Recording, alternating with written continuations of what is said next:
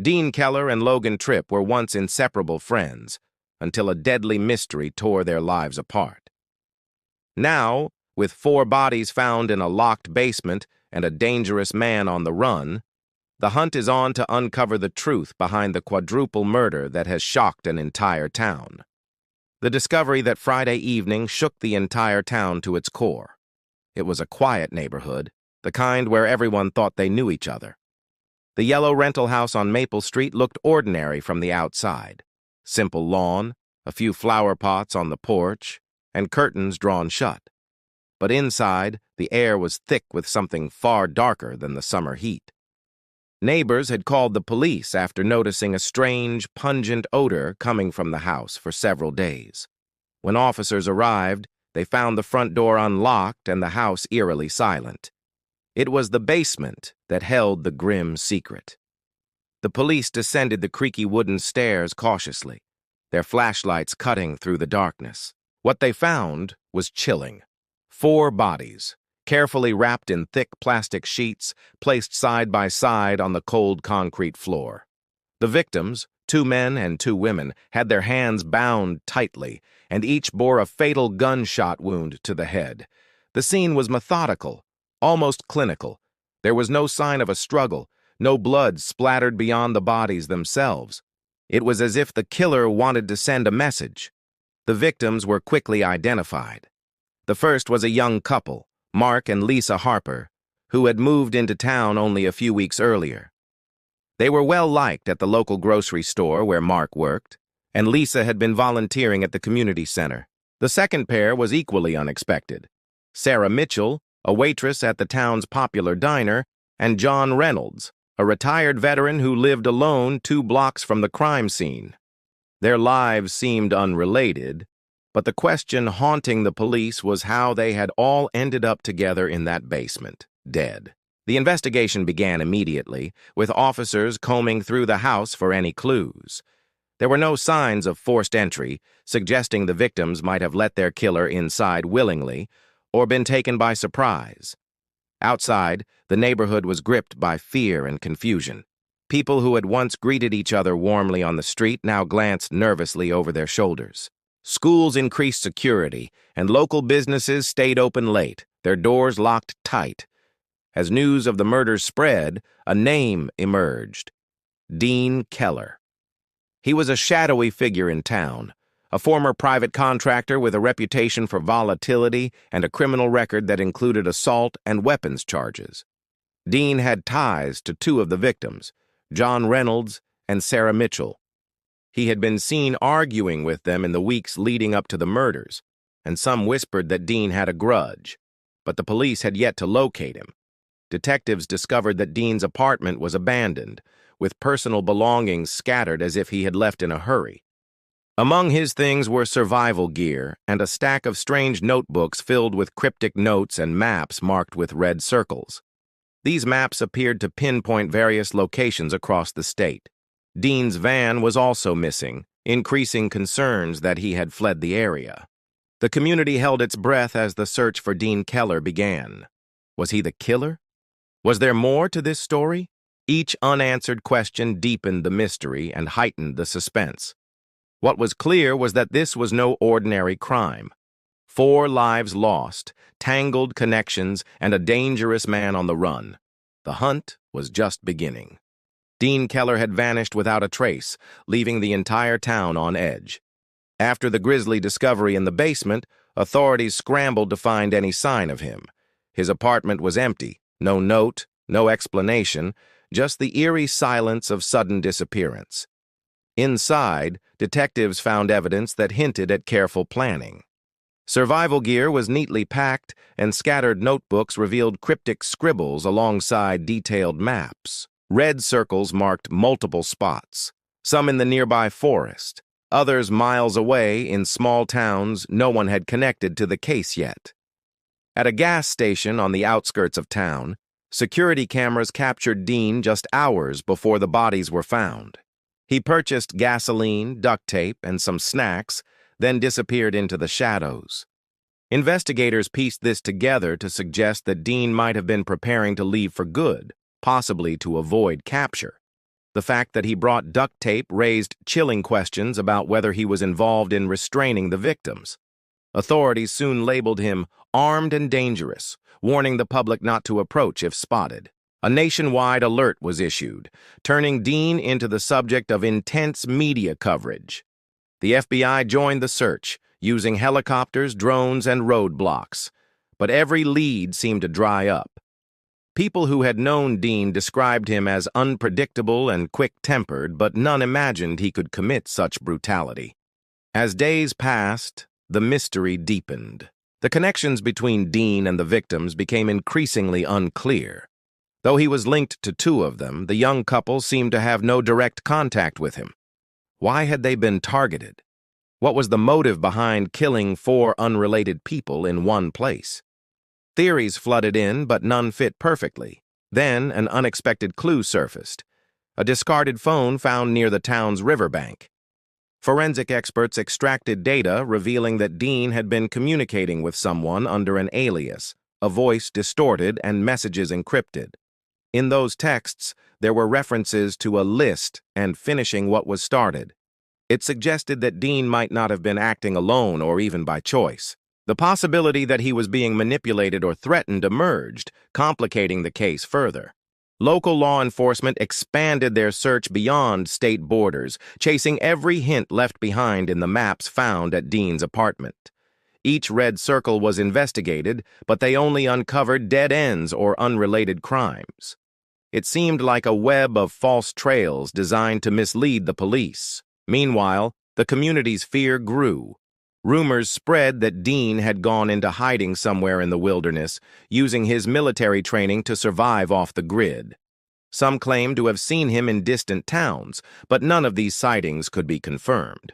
The media dubbed him the Ghost, a dangerous figure slipping through the cracks of the law. Despite mounting pressure, the case resisted resolution. Investigators faced frustration, knowing that time was slipping away and that Dean remained out there, silent, elusive, and possibly preparing his next move. The search had become more than just finding a suspect. It was a race against a dangerous man's next unpredictable step. The hunt was on, and no one knew where it would end. Just when the investigation seemed to reach a dead end, a new name emerged from an unexpected source, a name that shifted the entire case in a surprising new direction. Logan Tripp, Dean Keller's childhood best friend, suddenly became the focus of intense scrutiny. Logan was nothing like Dean in the eyes of the community. Quiet, reserved, with no criminal record, and a steady job far from the chaos unfolding in their hometown. Yet, police discovered that his connection to the murders was deeper than anyone had suspected. Logan lived hundreds of miles away in a small city, and authorities initially believed he was far removed from the violence. However, when officers attempted to question him, there was no response. Days later, his car was found abandoned in a parking garage, windows smashed and blood smeared on the driver's seat. His phone was crushed beyond repair, adding layers of mystery to his sudden disappearance. Forensic experts managed to recover several voice recordings from the damaged phone's memory card. One stood out in particular, a calm, almost fearful voice identified as Dean Keller's. In the recording, Dean spoke about a list and a sense of being forced to finish what was started. The tone was desperate and conflicted, suggesting he might have been coerced into something far darker than anyone had imagined. This revelation introduced the possibility that Dean was not the mastermind, but rather another victim caught in a dangerous game. Further digging revealed that one of the victims, Sarah Mitchell, had a hidden connection to Logan Tripp. They had dated years before and reportedly ended on bitter terms. This link raised new questions. Was Logan seeking revenge? Was he trying to expose something buried deep in their pasts? The pieces began to fit together in a way that suggested the killings were part of a larger plan, one that involved secrets, betrayal, and long-held grudges. Police theorized that Logan might have lured Dean into a plot, manipulating him into helping carry out the murders. Evidence from Dean's notebooks hinted at paranoia and fear, as if he knew he was being used but felt powerless to stop it. The maps marked with red circles suddenly took on a new meaning. They could have been locations important to both men, possibly sites linked to the victims or the unresolved mystery behind the murders. With Logan missing and Dean still at large, law enforcement faced a complicated puzzle. Both men had military backgrounds and survival skills, making the search even more dangerous and unpredictable. It became clear that these two were not just suspects.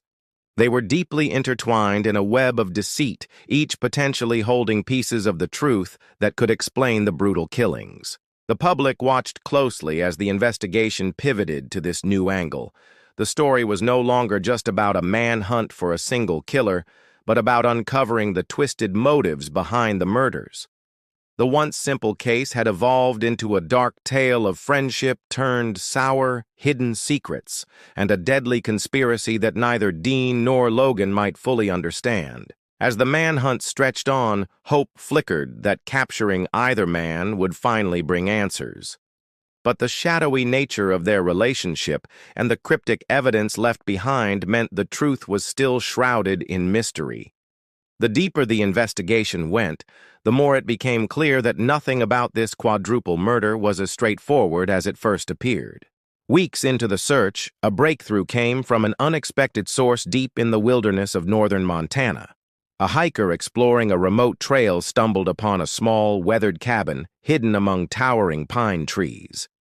The cabin looked abandoned at first glance, its windows dusty, door slightly ajar, but inside, it held a disturbing trove of evidence connected to the case. Investigators arrived quickly and secured the site. Inside the cabin, they found a cache of weapons, rifles, handguns, and ammunition stacked neatly on shelves.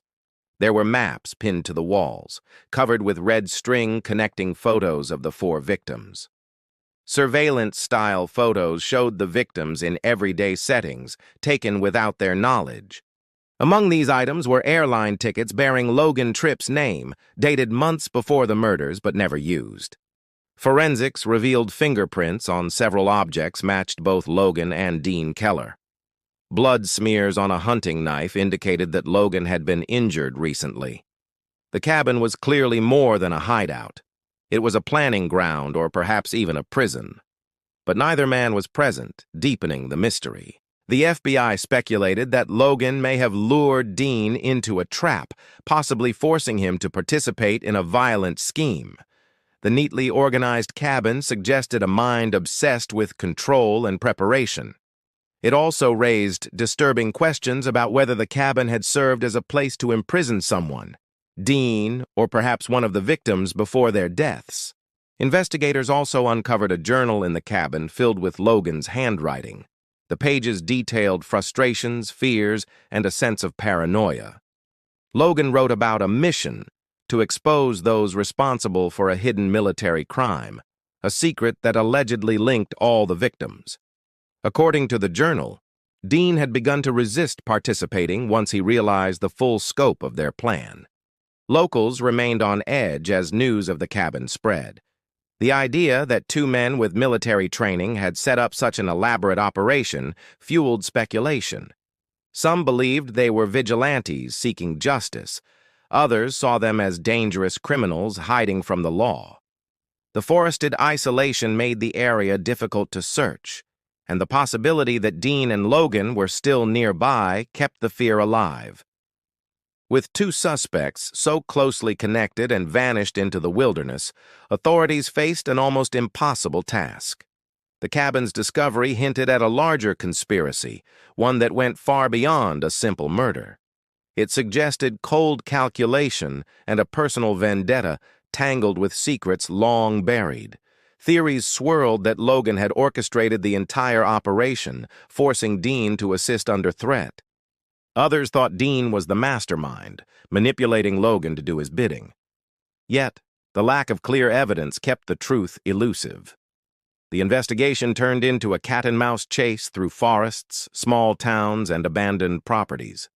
Each clue brought new questions. What had truly happened in that cabin? Were there other victims or conspirators involved? And most haunting of all, where were Dean and Logan now? The community braced for what might come next, knowing the story was far from over. This hidden cabin in the pines was a chilling reminder that the darkness behind the quadruple murder mystery was deeper and more dangerous than anyone had imagined. 6 weeks after the grim discovery of the cabin, a fire broke out in an abandoned barn located 50 miles away, near the edge of a small farming town. Firefighters arrived to find the structure engulfed in flames, but once the blaze was controlled, they uncovered something far more sinister than anyone expected. Inside the charred remains was a badly burned body, barely recognizable. Forensic experts worked meticulously to identify the victim, and dental records confirmed it was Logan Tripp. Alongside the body, investigators found a black bag containing a camera and several memory cards. The discovery raised questions. Why was Logan's body there? What had led to this violent end? And was Dean Keller involved? The memory cards held critical clues that could finally unravel the tangled mystery. Forensic teams extracted the footage from the camera, revealing days of survival footage in the wilderness. The videos showed Logan struggling with injuries, foraging for food, and evading pursuers. The raw footage painted a picture of desperation and determination. The last video, dated just 2 days before the fire, was a recorded confession. In it, Logan spoke directly to the camera, his face weary but resolute. He confessed to orchestrating the murders, claiming the victims had been involved in covering up a military atrocity overseas, a secret so dark it had destroyed their lives. Logan said he had enlisted Dean to help carry out the killings, but Dean tried to back out when he realized the true horror of their mission. Logan kept Dean alive against his will, forcing him to assist in disposing of the bodies. He also revealed that the list mentioned in earlier communications was a ledger of those involved in the cover-up. Logan's confession added layers of complexity. It suggested the killings were not random acts of violence, but calculated moves to expose and punish those responsible for a hidden war crime. The line between victim and perpetrator blurred. However, the fire and the burned body did not close the case. Surveillance footage from a nearby truck stop surfaced shortly after. It showed Dean Keller boarding a freight train heading south, alive and alone. This contradicted the idea that Logan had killed Dean or that they had perished together. Dean had survived and was still at large, slipping further from the grasp of the law. Law enforcement officials faced the chilling reality that Dean Keller might be the final piece to solving the mystery, or the last danger waiting to strike again. His motives remained unclear, his true role in the murders still debated. Was he an unwilling accomplice, a man pushed to the edge, or something far more sinister? The FBI intensified their search, warning the public that Dean was dangerous and unpredictable. The town remained haunted by fear and uncertainty, knowing the story was far from over. Every tip was followed, every lead pursued, but Dean's trail grew colder. The quadruple murder mystery became a haunting reminder of how far darkness can reach, how secrets buried in the past can ignite deadly consequences years later.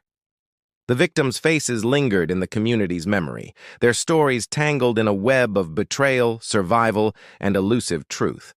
Despite the confession and new evidence, the case remains officially unsolved.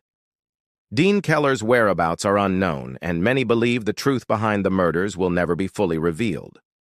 The hunt continues, leaving a shadow over the town and a chilling question that remains unanswered. Who is really behind the murders, and what will happen if Dean Keller is caught?